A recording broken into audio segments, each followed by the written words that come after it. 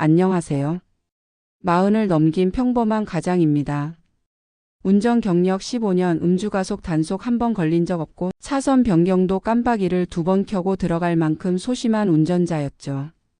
그래서인지 제 블랙박스에는 늘 남의 억울함을 풀어준 작은 장면들이 들어 있었습니다. 접촉사고 목격해 파일 건네주고 횡단보도 보행자 신호 위반 차량 찍혀 있다며 경찰에 보내고 덕분에 착한 기록가라며 동네 맘카페에 칭찬도 받았어요. 그런데 그 착한 기록이 어느 날 칼날이 되어 제 목을 긋게 될 줄은 진짜 상상도 못했습니다. 누군가를 돕기 위해 꺼낸 블랙박스 파일이 제 불리함을 소상히 증명하는 증거가 되었다는 사실을 알게 된 순간 나는 그동안에 내가 얼마나 세상을 단순하게 생각해왔는지 깨달았습니다. 이 글은 그날부터 지금까지의 이야기입니다. 혹시라도 저 같은 사람이 또 나오지 않기를 바라며 부끄럽고 어리석은 과정까지 모두 적어두겠습니다. 그러니 긴 한숨 함께 쉬어주세요. 그날은 아주 얇은 비가 내렸습니다. 와이퍼를 인터벌로 놓아도 금세 유리창에 방울이 켜켜이 앉는 회색빛의 아침. 출근 시간대였고 저는 국도 5번의 3차선을 70 정도로 달리고 있었죠. 제한 속도는 60, 모두가 암묵적으로 70쯤으로 맞추는 그 리듬요. 앞차와의 간격은 2칸 반, 음악은 신청곡 사연이 나오는 라디오. 저는 입으로 따라 읽듯 DJ의 멘트를 중얼거리다 오른편에서 하얀 경차가 이상하게 튕기듯 들어오는 걸 봤습니다. 저 차 왜 저래? 경차는 고갯마루 직전에서 깜빡이를 켜지도 않은 채 2차선으로 툭 들어왔고 2차선 SUV가 급브레이크를 밟는 순간 뒤따르던 1톤 트럭이 미끄러져 SUV의 좌측 뒤엔다를 때렸습니다. 쇳소리와 함께 SUV가 반 바퀴 돌아 1차선을 막았고 경차는 놀랐는지 그대로 갓길로 쑥 빠져 멈췄습니다. 뒤에서는 경적 소리가 연쇄적으로 이어졌고 제 앞차도 급정거. 저는 본능적으로 비상등부터 켰습니다. 큰일 났다. 저는 3차선에 정차하고 잠깐 주위를 보고 내렸습니다. 비가 가늘게 흩어졌고 트럭 운전사가 허벅지를 붙잡고 욕을 했고 SUV 운전석에서 피가 조금 흐르는 젊은 남자가 머리를 짚은 채 비틀거렸습니다. 저는 달려가서 괜찮으세요? 를 먼저 물었습니다. 저 어지럽 잠깐만요. 119 부르셨어요? 아직 저는 휴대폰으로 119를 눌렀습니다. 사고 지점 인원, 차량 파손 정도 의식 여부를 또박또박 말했고 112에도 연락하라는 안내를 받자마자 이어서 신고했죠. 그 사이 경차는 갓길에 세운 채 후진으로 살짝 위치를 바꾸더니 비상등만 켠 채 창문을 올려버렸습니다. SUV 운전자는 제 어깨를 잡고 중얼거렸죠. 아마 제가 급브레이크 그 차가 들어와서 지금은 일단 움직이지 마세요. 119 곧 와요. 사고 현장은 순식간에 또 다른 위험이 되었습니다. 뒤쪽에서 달려오던 검정 세단이 미끄러지며 가까스로 피했고 경광봉을 든 택배 기사님 한 분이 차에서 내려 저 멀리까지 수신호를 시작했습니다. 저는 트렁크에서 삼각대와 노란 조끼를 꺼내 들었습니다. 그때까지만 해도 제가 하는 모든 행동이 정답에 가깝다고 믿었죠. 삼각대를 놓으려고 100m쯤 뒤로 걸어가는데 갓길에 경차에서 한 여자가 내렸습니다. 우비도 없이 단벌 원피스, 손엔 핸드백 하나.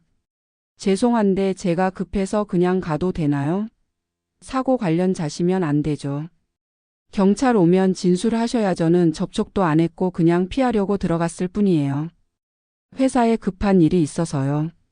지금 가시면 뺑소니로 오해받을 수 있어요. 여자는 제 말을 듣고 잠깐 서성이다가 결국 차에 다시 탔습니다. 그 모습이 블랙박스 후방 카메라에 고스란히 찍혔고 제 머릿속에는 좋아, 나중에 증인 필요하면 파일 드리면 되겠다라는 안심이 한 줄 지나갔습니다. 그때는 몰랐습니다.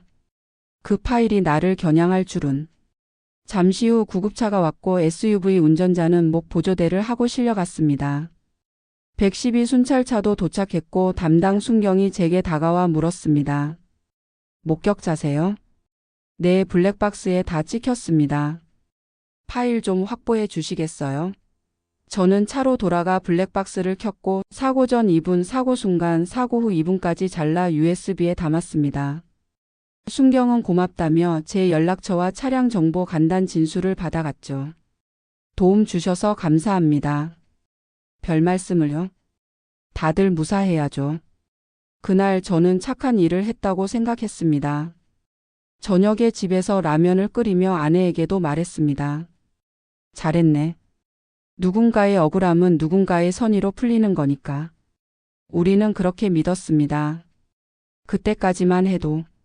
이틀 뒤 SUV 운전자라며 한 번호에서 문자가 왔습니다. 선생님 덕에 가해 차량 특정됐다고 하네요. 정말 감사합니다. 수술 잘 받고 회복하겠습니다. 짧은 문장에 고마움의 온기가 묻었습니다. 저는 빨리 나으세요라고 답장을 보냈고 그때까진 마음이 가벼웠습니다. 그런데 그날 오후 보험사 직원이라는 사람에게 전화가 왔습니다. 피보험자 측 조사 담당자입니다. 선생님 블랙박스 원본 확인이 필요합니다. 경찰에 이미 드렸는데요.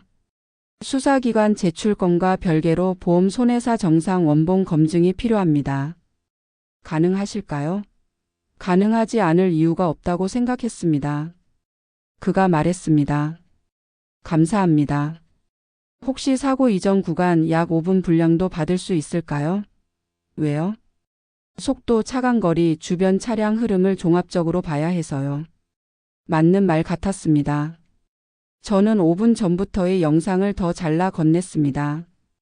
그리고 다음 날 또 다른 번호에서 전화가 왔습니다. 가해자로 특정된 경차 운전자 측 변호사입니다. 사실관계를 정확히 파악하기 위해 저는 목격자일 뿐인데요. 목격자의 시야와 차량 흐름을 확인하려면 파일이 필요합니다.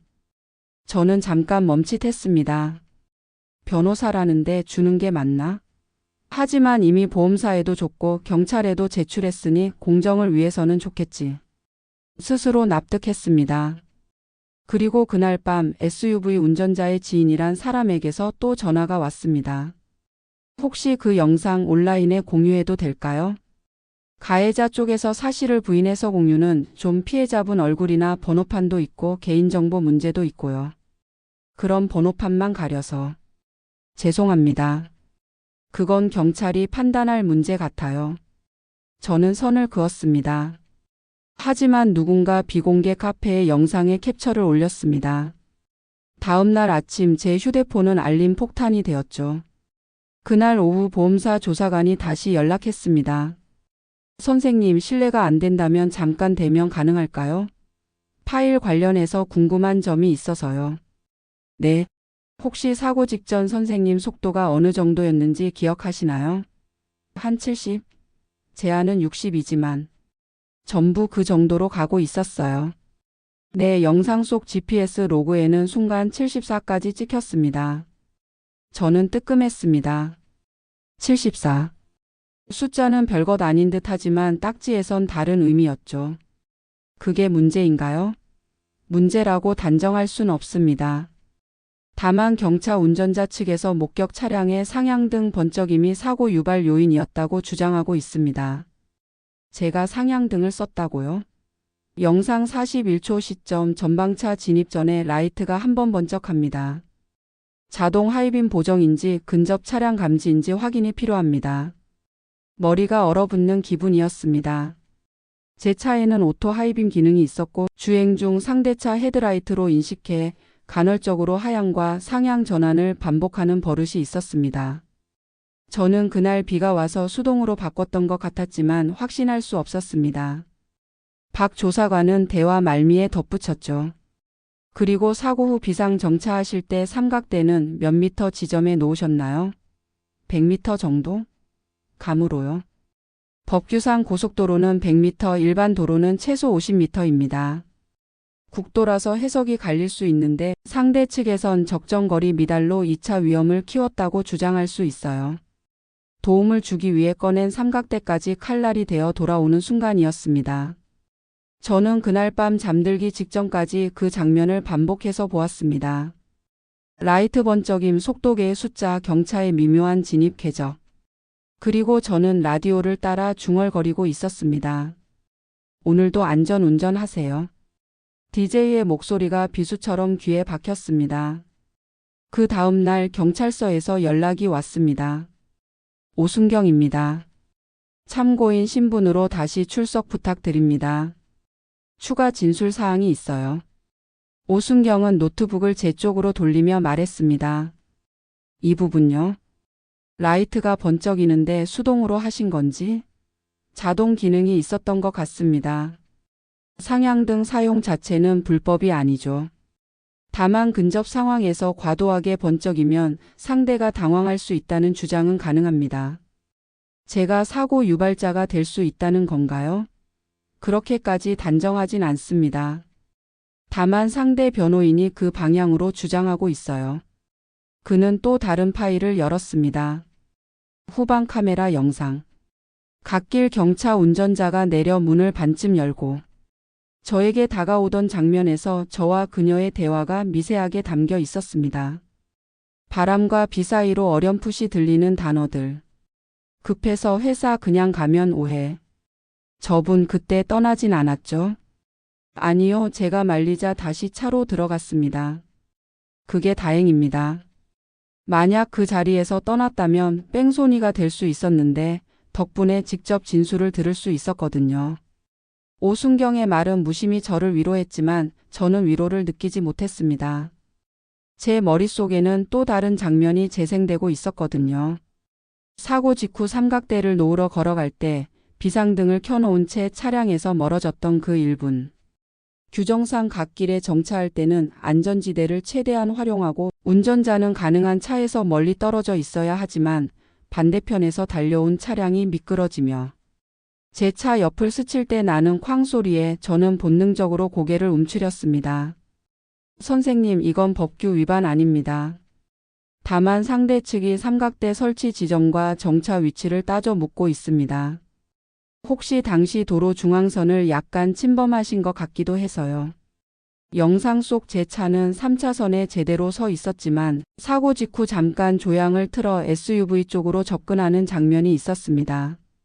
저는 도우려는 마음에 그랬을 뿐이었는데 프레임 속의 제 모습은 마치 사고 현장 훼손처럼 보였습니다. 선생님께서 피해자분을 차 밖으로 잠깐 끌어낸 장면이 있더라고요. 내 차량에 연료 냄새가 나고 뒤에서 오는 차들이 위험해 보여서. 응급처치 차원에선 이해됩니다. 다만 상대 측에서 그로 인해 목 부상 악화 가능성을 제기하고 있습니다. 그 말을 듣는 순간 속에서 무언가가 부러지는 소리가 났습니다. 저는 그저 누군가의 피가 빗물과 섞여 흘러가는 걸 보고만 있을 수 없었습니다. 하지만 지금 그 보고만 있을 수 없던 마음이 잘못이 되어 구겨지고 있었습니다. 그날 저녁 지인의 소개로 변호사 사무실을 찾았습니다. 30 후반쯤으로 보이는 최은정 변호사는 제 영상을 끝까지 본 뒤 핵심은요, 그녀가 말했습니다. 사실과 해석은 다르다는 점이에요. 사실로는 선생님이 도움을 줬고 과속 기계적 수치가 있지만 도로 흐름상 경미, 상향 등은 자동 추정. 해석으로는 그게 사고를 유발했다 또는 부상 악화에 기여했다가 됩니다. 상대는 해석을 키울 거고 우린 사실을 붙잡아야 해요. 그런데도 입건될 수 있나요? 그럴 수 있습니다. 업무상 과실치상 내지 도로교통법 위반 등으로 참고인에서 피의자 전환 가능성이 있어요. 다만 기소까지는 별개의 문제고요. 최 변호사는 조용히 물컵을 밀어주며 덧붙였습니다. 선생님, 지금 가장 힘든 건 법률 문제가 아니라 자책일 겁니다. 하지만 이건 누구나 겪을 수 있는 함정이에요. 도움을 주는 순간 도움이 된 모든 사실과 함께 도움이 아니었던 사실도 영상에 들어가죠. 그걸 상대가 잡아당기는 겁니다. 감정은 잠깐 옆으로 밀어두고 해야 할 일을 합시다. 그녀는 제게 매뉴얼을 적어줬습니다. 1. 온라인 게시물 전파 경로 확인의 신고 및 삭제 요청. 2. 경찰 조사 시 응급 피난선의 입증 자료 정리 당시 통화 내역, 신고 기록, 구체 진술. 3. 차량 기능 설명서 첨부 오토 하이빔 자동 전환. 4. 과속 수치의 도로 흐름 대비 급박성 논리 정리. 5. 피해자 측의 유감 표현은 하되 법적 책임 인정으로 비치지 않게 문구 신중히. 마지막으로요, 그녀가 말했다. 다음부터 비슷한 상황이면 반드시 원본은 수사기관에만, 제3자에겐 변호인 통해서만 전달하세요. 링크 공유는 최악이에요. 저는 고개를 끄덕였습니다. 이미 늦었다는 생각이 목을 죄었지만 늦게라도 배워야 했습니다.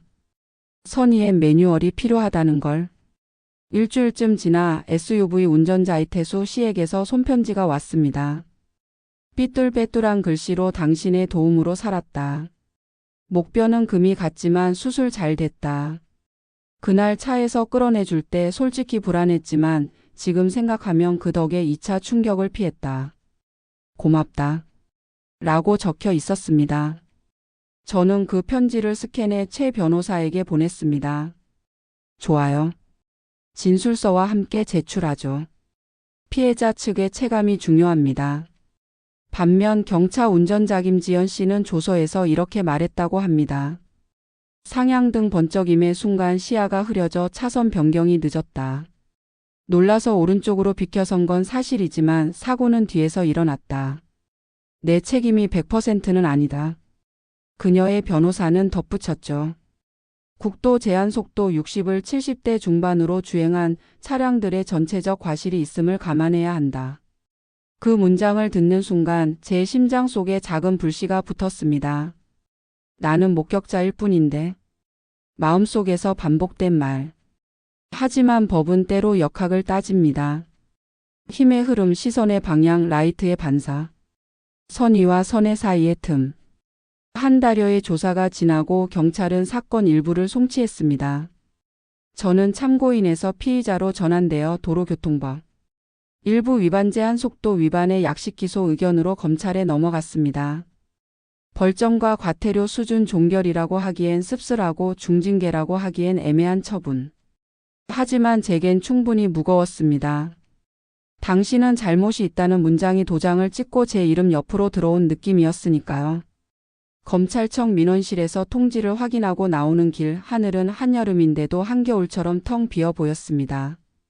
최 변호사가 말했죠. 이 정도면 형사 쪽은 여기서 마무리될 가능성이 큽니다. 다만 민사가 남았어요.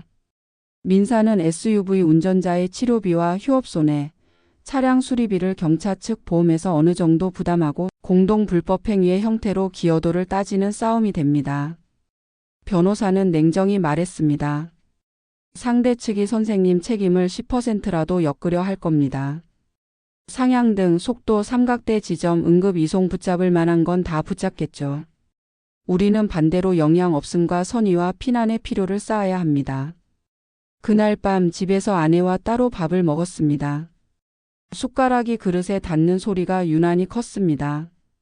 아내가 조심스럽게 물었습니다. 당신 정말 잘못한 거야? 모르겠어. 잘하려고 했는데 잘못한 게 너무 많대. 사람이 쓰러져 있으면 일으켜 세우는 게 본능이잖아. 그 본능을 벌할 수 있어? 세상은 본능을 벌하지 않아. 절차를 따지지. 우리는 잠시 침묵했습니다. 그 침묵 속에서 나는 부끄러움과 분노를 동시에 느꼈습니다. 부끄러운 건 내 무지, 분노는 내 선의를 의심하는 세상의 눈. 그러나 사실 세상은 눈을 크게 뜨고 있을 뿐이었습니다. 증거를 보여달라고. 회사에서 이 일은 얼마 지나지 않아 소문이 났습니다.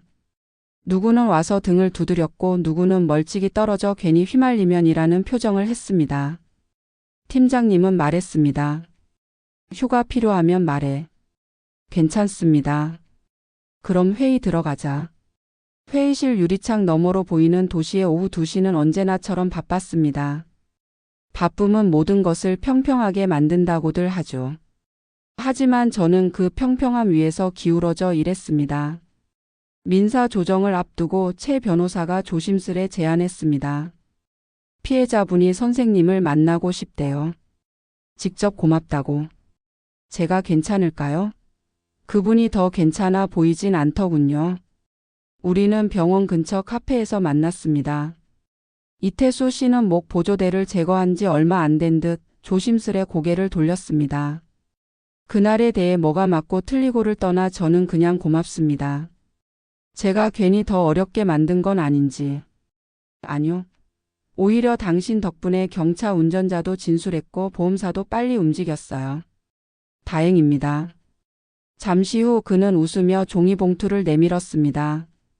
안에는 캔커피 2개와 초콜릿이 있었습니다. 큰 선물은 아니고 그냥요. 당신처럼 기록하는 사람이 있어서 세상이 조금 덜 엉망이라고 믿고 싶어요. 기록이 때로 사람을 다치게도 하네요. 그럼에도요. 그와 헤어지고 나서 한동안 벤치에 앉아 있었습니다.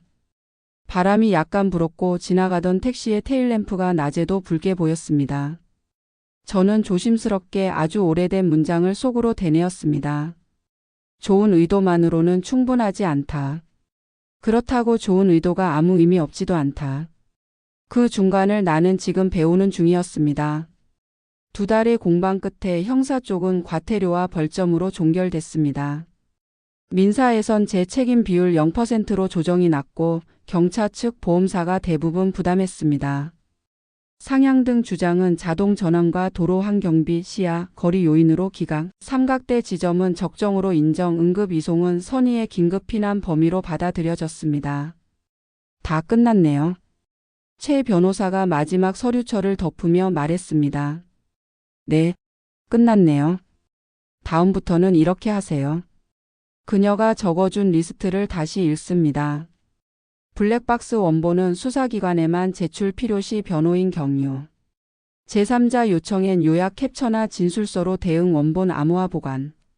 온라인 공유 절대 금지 불가 PC 변호인 동석. 현장에선 차량 최대한 안전지대, 비상등 전조등, 삼각대 규정거리 엄수. 무리한 환자 이동금지, 화재 등 급박 시에만 신고 기록 음성 저장. 무엇보다 도우면서 나도 지키는 절차를 잊지 말 것. 저는 웃으며 말했습니다. 선을 베푸는데도 매뉴얼이 있네요. 있어야 합니다. 세상이 사람의 선의만 믿고 돌아가진 않으니까요. 집에 돌아와 아들에게 말했습니다. 아빠가 오늘 하나 배웠다. 뭐? 착한 일을 하려면 똑똑하게 해야 한단다. 착한 거랑 똑똑한 거랑 달라? 달라. 둘 다 필요해. 아내는 저녁상에 김을 구워 올리며 말했습니다. 그래도 잘 버텼어. 그리고 앞으로는 링크 아무 데나 주지 마. 응. 이제는 나도 매뉴얼 있는 사람. 우리는 그날 밥을 2그릇씩 먹었습니다. 허기가 아니라 안도의 식욕이었습니다. 설거지를 하다 말고 창밖을 보니 길 건너 신호등이 초록에서 노랑, 노랑에서 빨강으로 바뀌었습니다. 그 단순한 순서가 이상하게 고마웠습니다. 규칙이 있어 준다는 것. 마지막으로 이 글을 읽는 당신에게 작은 고백을 하나 합니다. 사건이 끝났다고 해서 제 마음의 모든 쓴맛이 사라진 건 아닙니다. 때로는 여전히 그 순간의 미광이 내 눈 안쪽에서 번쩍이고 택배 기사님이 흔들던 경광봉이 밤이 되면 자꾸 생각납니다. 그때 나는 더 잘할 수 있었나? 차라리 그냥 지나쳤으면 하는 비겁한 가정도 해보았습니다. 하지만 그럴 때마다 병원 앞에서 건넨 캔커피의 미지근한 온기와 그럼에도요라고 말하던 이태수 씨의 표정을 떠올립니다. 그럼에도 우리는 서로에게 기대야 하고 그럼에도 나는 누군가의 어려움 앞에서 멈춰 서야 합니다. 다만 이제는 매뉴얼을 손에 쥔 채로 내 블랙박스는 여전히 켜져 있습니다. 기록은 변함없이 시간 위로 흘러갑니다. 다음번 같은 장면을 마주치면 나는 먼저 119와 112를 누르고 차량을 안전지대로 빼고 삼각대를 정확한 지점에 세우고 환자를 움직이지 않으며 수사기관에만 영상을 제출할 겁니다. 그리고 집에 돌아와 오늘을 기록하겠죠. 기록은 때로 사람을 다치게도 하지만 잘 기록된 선의는 누군가의 억울함을 여전히 구할 수 있으니까요. 이것이 블랙박스로 남을 돕다 오히려 내가 휘말려 들어간 길고도 짧았던 몇 달의 이야기입니다. 부디 당신의 선의는 절차와 만나 오래 견디는 강이 되기를. 그리고 언젠가 우리가 서로의 도로 위에서 다시 교차한다면 라이트는 잠깐만 깜박이고 손가락 2개로 평화를 건네봅시다.